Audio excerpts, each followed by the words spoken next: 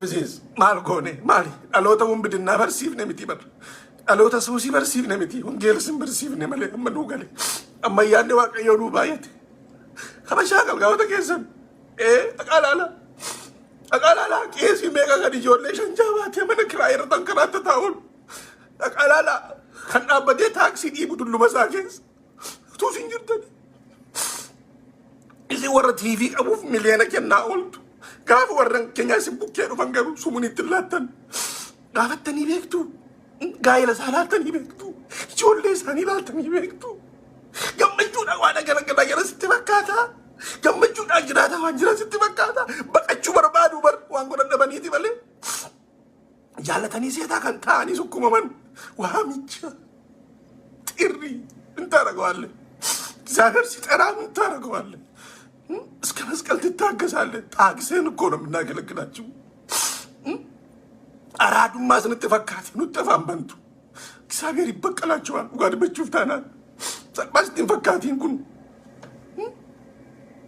ጉያ ተቆዚ ናወፍ ገልቻ ባንሳው አርገስ ዋተስ ድመኮሚቲ እስራኤል ዳንዛና መደሙ ትሩፌ ብሪ ጋፈታ መድረኪራ ኦሮሞን ተቆ ብድገደ ከካሺ ዶላር ኩመሰዶ መከነ Namtichuma sanaan faarfataan tokko immoo kaasettiin baasaa birrii naa ergee silkii irratti cufate. You see? Mul'achuuf goona waan goonu. Jaalalli Kiristoos nuu galee miti waan goonu. Hubanni miti birrii keenyallee of tuulummaadhaaf laanna. Horii keenyallee of tuulummaaf laanna. Warra miidiyaa qaban, warra televezyiinii qaban footoo isaanii laqqabaa oolta. Warra isaanitti wangeela lallabe yeroo yaadataa jirtu. Warra jarra prophet maalitti waamtu kana ana fayyika wangeelatti lallabe gara gooftaatti fide. Beekan beeka. Dhuguma sinitti maa jira. Namoota betaskaana ortodoksii keessaa kabaroo rukuttu waamee wangeelatti lallabee wajjin bulee wajjin oolee gooftaan na keessa anuma dadhabaa kana keessa goree amansiisee har'a qeesii paastariidha baay'een isaanii. Nama leestiroo xaraguttu wangeela lallabee har'a paastariidha qeesiidha baay'een isaanii.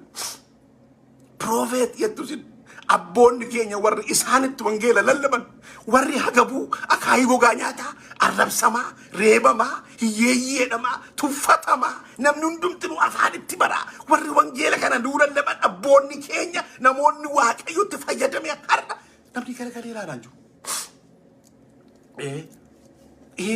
Karsinu.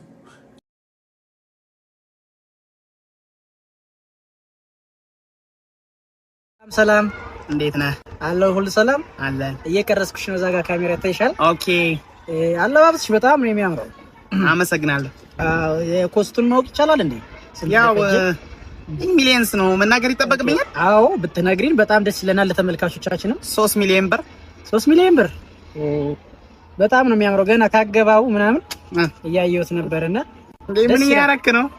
ምን እያረክ ነው? ባረጋቱን እንጂ ጨምላቃ እና አንቺ ምን አስበሽ ነው መጀመሪያ እንዲለብሰሽ የምታሽ ማለት